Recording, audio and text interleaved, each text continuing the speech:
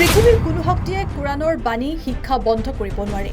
১৫০০ বছৰে কোৰাণৰ শিক্ষা বন্ধ কৰাৰ অপচেষ্টা এইবাৰ মুখ্যমন্ত্ৰীয়ে কৰিছে। ভূবিজ্ঞান, পদাৰ্থ বিজ্ঞান, জীৱ বিজ্ঞান, সমুদ্ৰ বিজ্ঞান, জন্নত, জহন্নাম সকলো কোৰাণত আছে। মাদ্ৰাছা শিক্ষা বন্ধৰ অপচেষ্টা মুখ্যমন্ত্ৰীয়ে কৰি লাভ নাই। বিশ্বৰ বহু ছুপাৰ পাৱাৰ দেশে কোৰাণ শিক্ষা বন্ধ কৰিব নোৱাৰিলে। ইছলাম ধৰ্মৰ আগ্ৰাসন কোনেও বন্ধ কৰিব নোৱাৰে। সমাজত কেনেকৈ শান্তি শৃংখলা বজাই ৰাখিব পাৰি তাৰ সকলো শিক্ষা মাদ্ৰাছাত দিয়া হয়। মাদ্ৰাছা শিক্ষা আমাক লাগিবই।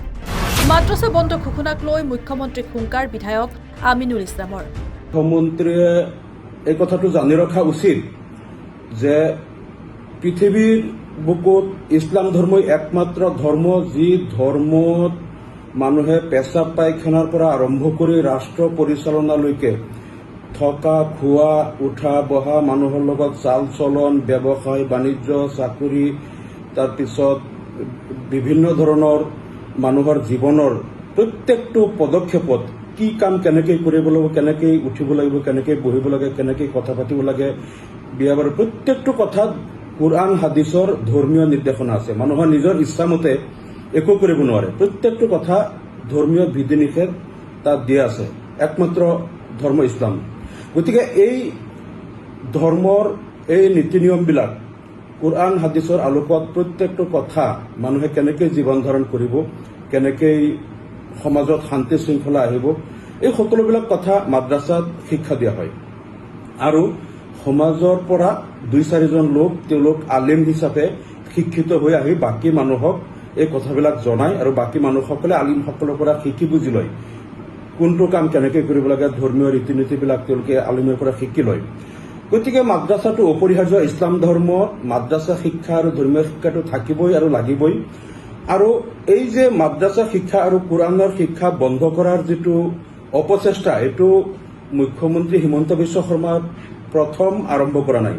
এইটো ১৫০০ বছৰ পূৰ্বে যেতিয়া কোৰআন অৱতীৰ্ণ হৈছিল আমাৰ নবী হজৰত মুহাম্মদ সাল্লাল্লাহু আলাইহি ওয়াসাল্লামৰ ওপৰত, কোৰআন যেতিয়া নাজিল হৈছিল তেতিয়াই কিন্তু কোৰআনৰ শিক্ষা যাতে মানুহৰ ওচৰত যাব নোৱাৰে, কোৰআনৰ শিক্ষা বন্ধ কৰাৰ কাৰণে তেতিয়াই আবু জেহেল, উতবা, আবু লেহেব, সাইবা, তাৰপিছত ৱালিদ বিন মুগিৰা এনেকুৱা যিসকল নেতৃস্থানীয় তাৰ কুৰাইশসকল আছিল, তেতিয়াই তেওঁলোকে কিন্তু এইটো সৰ্বাত্মক প্ৰচেষ্টা কৰিছিল যাতে এই কোৰআনৰ বাণীবিলাক মানুহৰ ওচৰলৈ যাব নোৱাৰে।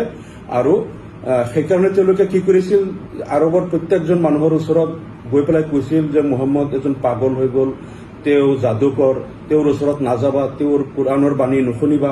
আৰু আৰৱৰ বা অন্যান্য দেশৰ পৰা মক্কালৈ যিমান মানুহ আহিছিল সেই মানুহসকলৰ ওচৰত আগতীয়াকৈ তেওঁলোকে গৈ পেলাই কৈছিল যে তোমালোকে ইয়াত মুহাম্মদ নামৰ এজন মানুহ আছে, তেওঁৰ ওচৰত নাযাবা, তেওঁৰ কথা নুশুনিবা, তেওঁ যাদুকৰ হয়, আৰু তোমালোকে কাণত আঙ্গুলি দি ৰাখিবা তেওঁৰ ওচৰত গ'লে।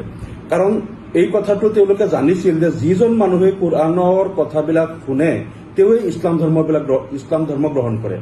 কাৰণ এই কোৰআনৰ বাণীত ইয়াত যিটো মানৱ সভ্যতাৰ ইতিহাস, তাৰপিছত যিটো ইয়াত আছে ভূবিজ্ঞান, পদাৰ্থ বিজ্ঞান, নভোমণ্ডল, ভূমণ্ডল, সমুদ্ৰ বিজ্ঞান, তাৰপিছত জীৱ বিজ্ঞানৰ যিমান কথাবিলাক ইনফৰমেশ্যন দিয়া আছে, তাৰপিছতে ইহকাল, পৰকাল, মৃত্যু পৰৱৰ্তী জীৱন, জান্নাত জাহান্নামৰ যিবিলাক ইনফৰমেশ্যন কোৰআনত দিয়া হৈছে, যোনেই শুনে তেওঁ জানে যে এই কথাবিলাক কোনো মানুহে সৃষ্টি কৰিব পৰা কথা নহয়।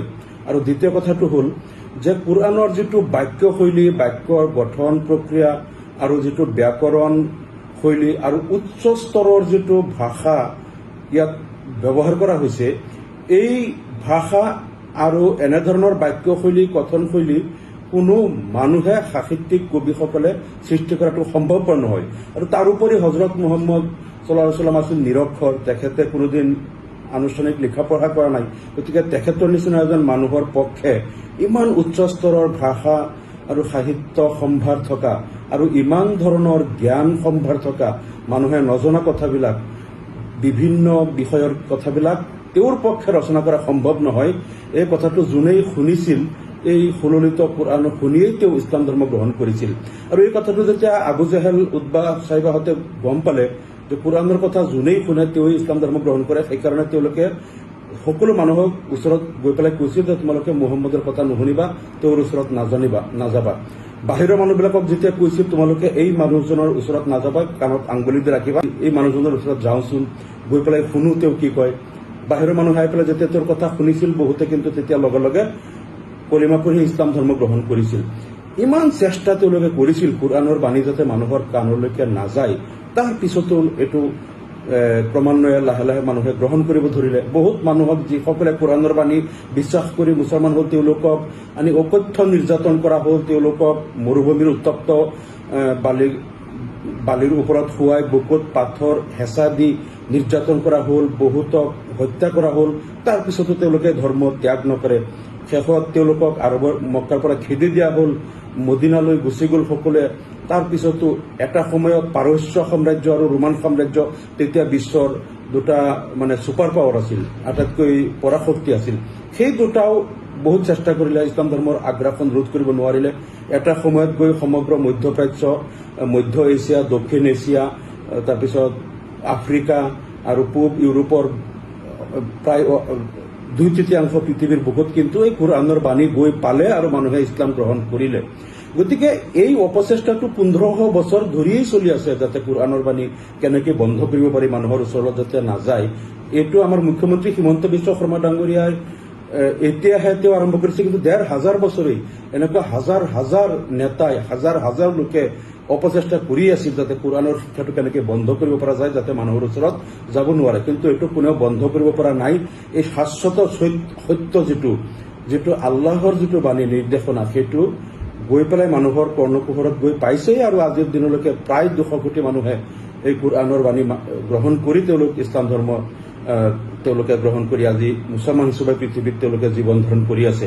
গতিকে আমি এই কথাটো তেখেতক কম যে এই অপচেষ্টা আপুনি নকৰিব, কাৰণ এইটো এই 1500 বছৰ আগৰ পৰাই বিশ্বৰ ছুপাৰ পাৱাৰ বিলাকে বহুত চেষ্টা কৰিছে, কিন্তু কোৰআনৰ শিক্ষাটো বন্ধ কৰিব পৰা নাই আৰু মানুহৰ ওচৰত এই বাণীটো গৈ পাইছে।